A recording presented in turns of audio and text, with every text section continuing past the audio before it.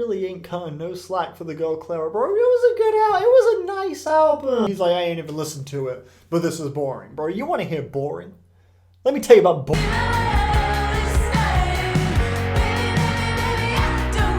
Center won't hold. It's kind of boring. Yeah, I couldn't really get with this. Nowhere near as peppy and exciting as I was hoping it would be. Not that it necessarily needs to be like a fun, pop, exciting album like that, but man, when you have St. Vincent on production, the potential is very much there. This is, I think, the dreariest album they have so far. I just kind of wish the production lended to that a little bit more, because I feel like this album just doesn't really know what it wants to be, because on one hand you have songs that are quite vulnerable, but on the other hand you have songs that have a bit more of a carefree tone to them, and I just can't really tell what I'm supposed to be getting out of this record, because it doesn't really successfully pull off either of those things, except for one track, which is the opening song, the title track, The Center Won't Hold, which I actually think is one of the best songs this year. I love this track. The song starts off with an incredibly ominous, clunky instrumental that sounds very mechanical and rigid, with these like kind of rough, harsh bass tones and shit, and clinky kind of percussion that sounds like something you'd catch in a Jack and Daxter level. The lyrics and performance from Carrie just kind of have this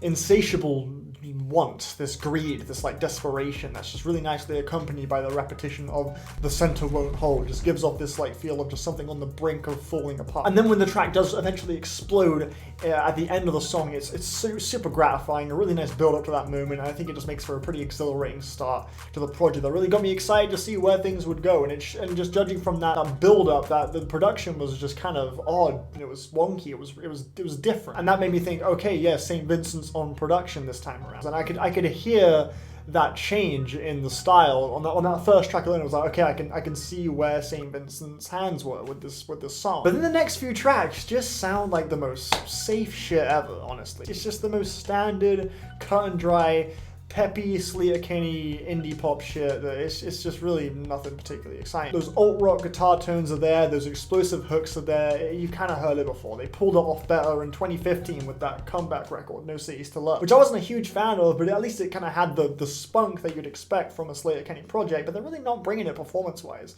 on this album to me. And the song Ruins, are you fucking kidding me? That song sounds dead. That sound like it started off dead. And it does not really switch up from that one kind of bland instrumental loop at the very beginning. It just kind of stays in this very awkward pocket for the entire runtime. It feels longer than it is. And the track Reach Out is actually a pretty poignant track lyrically. It's literally Carrie just asking someone to be there for her. Or at least that's how it kind of read to me, or maybe it could be like Carrie Brownstein sort of just encouraging other people to sort of speak up if they're going through something, but it read to me as her kind of going through something herself. Nothing about the music or instrumental really lends to such a dreary and dark subject matter. It just sounded like your typical just kind of jangly Sleater-Kinney, and I just didn't really derive much emotive power out of that song. And then in the second half, it gets even messier, man. With tracks like Bad Dance, which has one of the cheesiest fucking choruses of 2019. I guess I can kind of dig the general idea of like, yo, everything's falling apart, let's all just celebrate, but just the way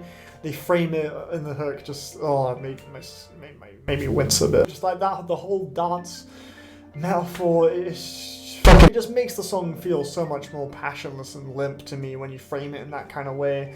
And there are a few pretty, excitable moments, like the track Love, which I think is quite a fun song about how the band themselves have sort of gone through their ups and downs, but ultimately it's all kind of revolved around the love they have for each other. It's sort of like a nice self-congratulatory song. I think it's pretty endearing. It's quite fast-paced. It's only 2 minutes long. It's a highlight for me. But yeah, most of this track list just kind of has a series of tracks that feel very vulnerable, but are just backed up by really lukewarm and just tame instrumentation. The closing track, for example, it presents a very it's called Broken, and the song is Carrie explaining how broken she is, emotionally. So you would think it would be quite a cathartic and evocative ending, but it just all felt so dry. There was no real flavor to really propel that message at all, so it just ended up leaving no impression on me. The only song here that I felt had an instrumental that nicely complemented the dreary writing was the song Restless, which has this really somber, distant guitar loop that just sounds really despondent and dark, and the lyrics about how she's sort of clinging onto the things that may seem like they just won't ever work, but she just wants them to so badly, mostly blaming herself for the things that she kind of wishes would go well but don't. It's a pretty lovely track. Another bright spot for me on this record, but ultimately this thing was just a bit too tepid and safe for me to really get too excited over what was happening on these tracks, which is a shame because I thought maybe it would be one of the more interesting sounding Sleater-Kinney albums, given that St. Vincent is producing it, but this was the most lifeless one. Out of all the Sleater-Kinney albums that I have heard, this one feels the most kind of just drained, and I'm going to give it a 5 for that reason. So yeah, thanks for watching my review. Let me know what you think of this album. Let me know if you think it's amazing, if you think it sucks. Just tell me what your favorite tracks are from it. Give me them discussion topics regarding this new Sleater-Kinney record, and I will be glad to partake in said discussion. But yeah, those are my thoughts on the album, and I will see you guys on the next review. Bye!